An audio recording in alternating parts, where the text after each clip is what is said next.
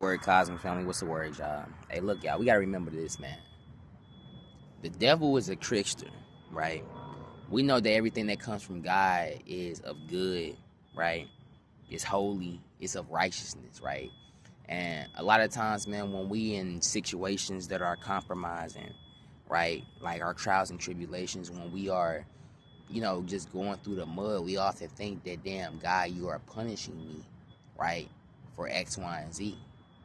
But man, we have to really understand, man, that you know all things that God do for us, man, is for His glory and for our highest good, right? See, I'm understanding some things, right? Often the things that we want in life, God teaches us through the things that we don't want, right? And the things that we don't want, God often teaches us through the things that we want, right?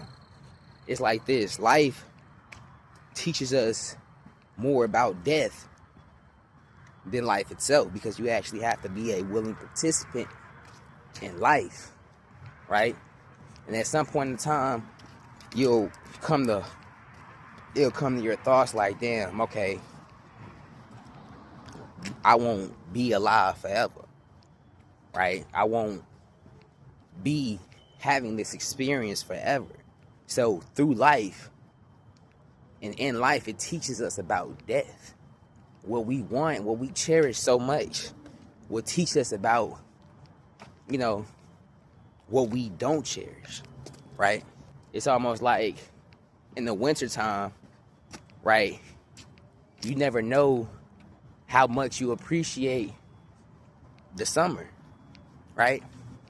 And in the summertime, you never know how much you appreciate the winter or some shit like that, because the things that we often want in life are taught to us by the things that we don't want. Because imagine it like this: imagine you growing up with everything that you want, right? It never really comes to you that you it never really comes to you that you don't want what you have, because you've always had it, right? That's why it's like certain rich kids and shit like that grow up rich, they never know how it is to, have, you know, they never know what it is to have less. They never know the core principles on appreciation, because they've always had it. It's almost like if we've always had life, right? We would not know, the we would not know the cliff to death, or the cliff leading towards death. We'll essentially just keep walking without the thought of death, right? But it's like, since we, you know, since we are aware of life, I guess, and understand that we won't have this experience forever, then that's when, the awareness of death comes in, right? I hope this is making a little bit of sense to y'all, man. I'm just thinking about a lot of shit, right? Specifically, the things that I don't want, right? And I'm sure that we all think about things that we don't want, right? That's life. Things that we don't want make us want the things that we do want. And to be honest, man, that's real, right? And vice versa, right? Like certain relationships you've been in, right, taught you what you don't want, but it also shows you what you do want, right? Just walking and talking, man. Just walking and talking. These are my little therapeutic walks and shit like that, man.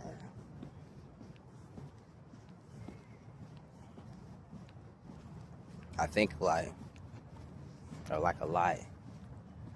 And oftentimes, man, walking is meditative, right? It's a meditative experience, because you're actively using the left and right hemisphere of your brain. Because walking essentially is a subconscious thing, but you gotta have willpower to keep walking, right? So that's kind of like you're using both the left hemisphere and the right hemisphere of your brain, right? Like when we were kids, when we were babies, we had to be taught consciously, in a way, how to walk until it became an unconscious thing, right? But still, if you want to walk far, or if you want to run fast, that has to be a conscious effort, right? So yeah.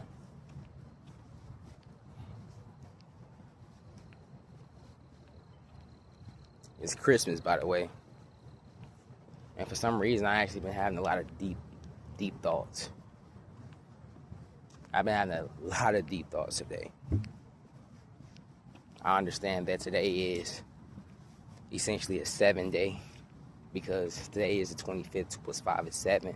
7 represents knowledge, wisdom, and numerology, right? 7 represents 7 chakras, the 7 continents, right? 7 represents, the 7 notes and the 7 colors of the rainbow.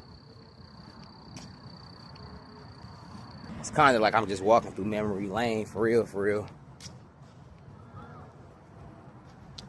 Shit. These my old apartments and everything like that. And just like the analogy I was using earlier about the things that we want versus the things that we don't want, right? Me wanting this apartment taught me about what I don't want, and that's of course living in a shelter, right? And living in a shelter, of course, taught me about what I do want. And that's essentially living in an apartment. But I feel like life is layered, and often things that we want, right, are just reflections of what we don't want, right?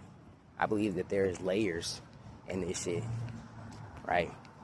And if we keep on using this analogy, what we don't want and what we want, we'll come to a conclusion, right? That all we want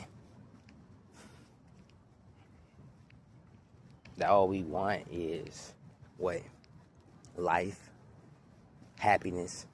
Because essentially all that we do is for our happiness, right? I don't believe that people do things for their own demise, right?